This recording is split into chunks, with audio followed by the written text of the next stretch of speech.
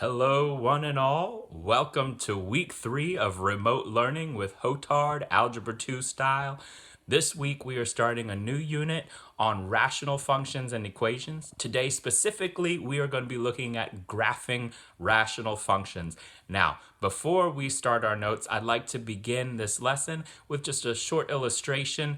Just imagine with me that there was a summer camp operating right now. Obviously, this would be in, non-pandemic days. But you remember summer camps. Those were what people used to send their kids to back before there was disease ravaging the world. Anyways, this particular summer camp, let's just say hypothetically speaking, that it had a $12,000 a week fixed cost. That's to cover salaries of the people that work there and equipment and land and all the such things that they need to operate. All right, $12,000 a week fixed cost that they have to cover regardless of how many people show up to camp. All right, so let's say you are in charge of this camp and you are trying to figure out, well, how much should I be charging each camper that comes to camp here? Well, what would you really need to know? You would need to know how many campers are showing up to camp. So here would be a few different prices that they would have to charge based on the number of campers that show up. Obviously, if only a few people are coming to camp and they have to cover a $12,000 cost, each person's going to have to pay a lot of money. If a lot of people are showing up to camp, each person doesn't have to come up with nearly as much money. So what would a graph of this data look like? Well, I'll show you. It would look like this. All right, now, a couple of things I want to point out. This is the graph of the rational function y equals 12,000 divided by x. It's rational because it's a fraction and it has x on the bottom. That's what our graph's going to look like. Now, a couple attributes I want to point out about this graph. You notice it is not linear. It does not make a straight line. It curves. And also, you notice it gets really close to 0, but it never actually touches it. You remember what that's called when it gets really close but never touches it? It's called an asymptote. It has two asymptotes. It has a horizontal asymptote and a vertical asymptote. Every graph today is going to have both of those. All right, now this is just showing us positive answers because obviously you would only have positive people and positive charges. But in algebra, if we looked at a negative, also negative and positive numbers, what would that graph look like? So let's get started on the notes. Okay, here is the graph of the parent function of rational functions, the mother function, if you will, of all rational functions, y equals 1 over x. All right, every graph we're doing today is going to look similar to this. Again, has a vertical and horizontal asymptote. You notice it's two separate curves. Each one stays within the asymptotes. So today we're going to be identifying vertical and horizontal asymptotes of each of these rational functions, also identifying the domain and range of each, and actually drawing the graphs. So let's get started. Example 1, start with a basic rational function, y equals 2 to the x. Now, starting with our asymptotes, vertical asymptote, I can plug in any number I want in for x and get an answer, except there's one number I cannot divide by. You know what that number is? It's 0. All right, if I try to plug in 0, you know what 2 divided by 0 is? It's not 0. It's undefined. All right, 2 divided by 0, if you type it in your calculator, it'll say error. I cannot get 0, so my vertical asymptote is going to be x equals 0. All right, so that just means when I'm drawing my graph, let me just darken this a little bit, the y-axis, x equals 0, my graph cannot touch that.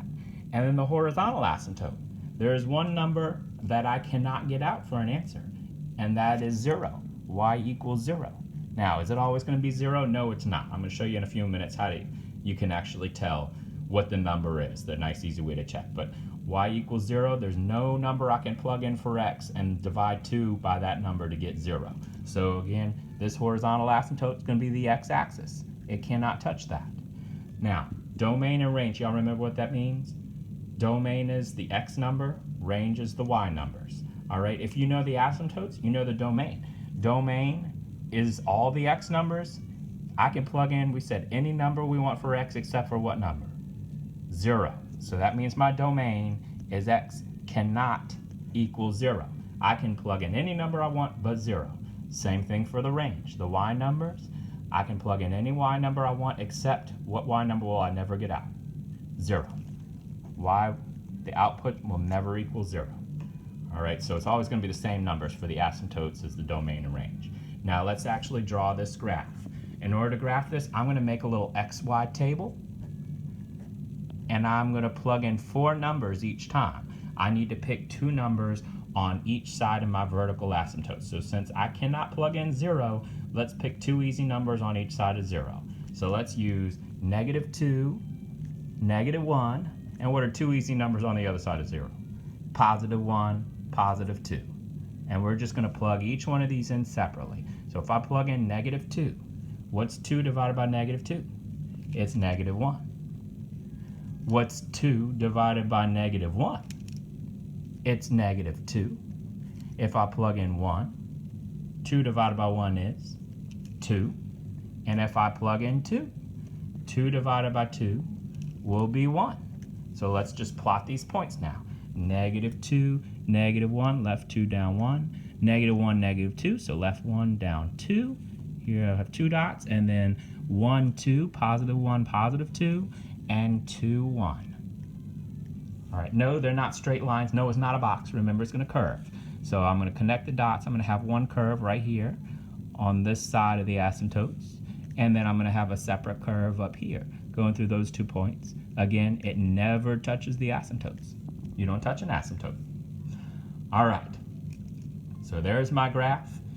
Again, these graphs are all going to look very similar, but now we're going to look at what happens if it's not just one number. What happens if we have what's called transformations of these rational functions? So down at the bottom, if you notice right here, how do you draw the graphs? Well, first we start like what we did in this one. We start with our asymptotes, find those, then pick points on the left and right, 2 points on each side, and then connect the dots. So, looking at the next page, example 2. If I want to graph y equals 3 over x minus 2, starting with my vertical asymptote. Now again, we said if we just an x on the bottom, what number can we not divide by? 0. So if it's just an x on the bottom, that vertical asymptote's always x equal to 0. So then I already know my domain. All right, domain means x can be any number except what? 0. Now horizontal asymptote in the last problem, it was 0. But this problem, we have a -2 at the end. You remember what a -2 at the end of any equation does to the graph? It shifts it down 2. So that means horizontal asymptote not going to be at 0. If it's moved down 2, it's going to be where?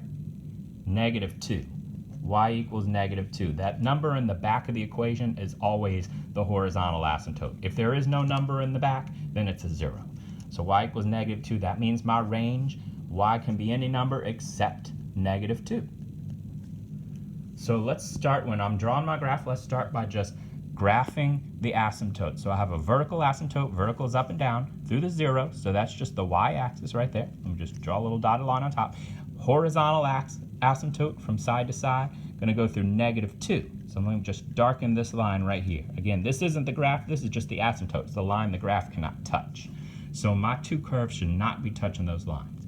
Now we're going to make an XY table and pick 2 numbers on both sides of the vertical asymptote. Again, vertical asymptote is 0, so 2 easy numbers on both sides of 0, just like last time. Let's use -2, -1, +1, +2.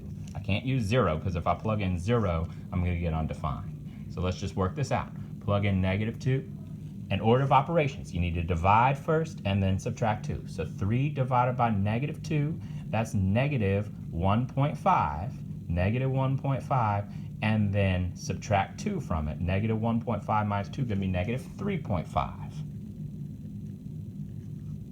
All right, when I plug in -1, 3 divided by -1 is -3, minus 2 going to be -5. If I plug in +1, 3 divided by 1 is 3. 3 minus 2 gives me 1.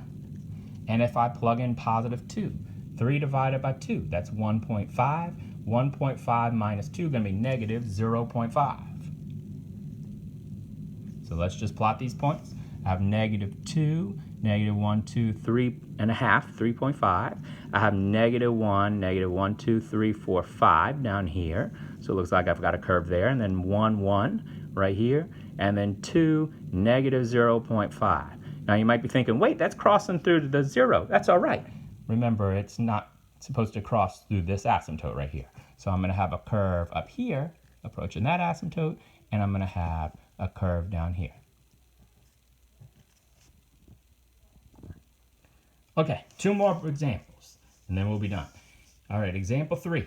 This time, this -1 is not in the back, it's on the bottom. All right, so this is basically going to move the graph to the right one. Vertical asymptote is not 0 this time. What number, if I plug it in for x, would give me 0 on bottom? What number -1 gives me 0? 1. So my vertical asymptote would be x equals 1. Again, the vertical asymptote is whatever would give you 0 on the bottom. If it's just an x on the bottom, it's automatically 0. All right, so that means I also know the domain. Domain is every number except for 1, so x cannot equal 1. Now, the horizontal asymptote, and also the number I need for the range. All right, there is no number in the back. That means my horizontal asymptote's automatically what? 0. Y equals 0, and then that means the range y cannot equal 0. So we're ready to graph this. Let's start with our asymptotes. Vertical up and down asymptote through +1, right here. Horizontal asymptote through the 0, so that's just the x-axis. So my graph should not touch those. Make our XY chart again. 4 numbers. Now this time, pick numbers around the vertical asymptote. So 2 numbers bigger than 1, so 2 and 3. 2 numbers smaller than 1, so 0 and -1. So let's use -1, 0, 2, and 3. And plug in those numbers for x. Now, this time when you plug in, for example, when you plug in -1, work out the bottom first, then divide. So -1 minus 1, -2. 1 divided by -2, going to be -1/2. When I plug in 0, work out the bottom first. 0 minus 1, -1. 1 divided by -1, that's -1. Plug in the 2. 2 minus 1 is 1. 1 divided by 1 gives me 1. And plug in the 3. 3 minus 1 is 2. 1 divided by 2, that's a half. So let's plot the points. It should make 2 curves. So -1, -1/2, half a block. I have 0, -1 right there. I have 2, 1 right here, and 3 and a half, up a half. So here are our 2 curves. Again, don't touch the asymptotes, stay inside the asymptotes.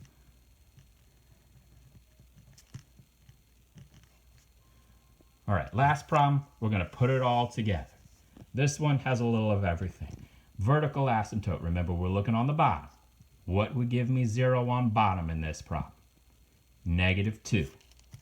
So x equal -2, that's my vertical asymptote. That means my domain, x cannot equal -2. Horizontal asymptote, where do you look for that? In the back. This -1, it's been shifted down 1. So horizontal asymptote, y equals -1. That means my range, y can be any number except for -1. So I'm going to make my chart. Well, before I do that, let's just plot our asymptotes. So vertical asymptote through -2 this time. Horizontal asymptote through -1. All right, so let's make our chart. X, Y. Pick 2 numbers on each side of the vertical asymptote. Now this time, vertical asymptote's -2. So 2 numbers smaller than -2 would be -3, -4. Let's use that. -4, -3. And 2 numbers bigger than -2, so like -1 and 0. No, you don't have to use those specific numbers. You could use other numbers. You could use +1, you could use +2, but these are usually the easiest ones to use. So let's just plug them in. Now again, order of operations. When I plug in -4, work out the bottom first, add the 2, then divide, then subtract 1. So -4 plus 2 can give me -2. -4 divided by -2 can be +2, and 2 minus 1 can give me 1. If I plug in -3, -3 plus 2 is -1. -4 divided by -1, that's +4. 4 minus 1 is 3. If I plug in -1, -1 plus 2, that's 1. -4 divided by 1, -4.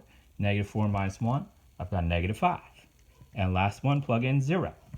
0 plus 2, that's 2. -4 divided by 2 is -2. And what's -2 minus 1? -3. So let's plot these points. Hopefully they're all right. -4, 1, 2, 3, 4, up 1.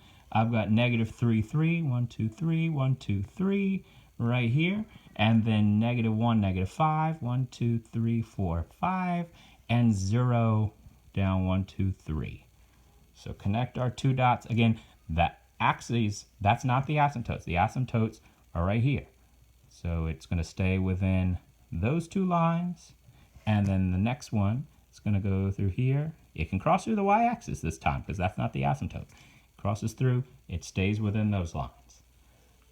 Okay, so I have a few practice problems loaded on Moodle. I want you to try those out. Check your answers on the answer key. As always, if you have any questions, feel free to email me. I will get back to you as soon as I can. Y'all have a great week and be safe.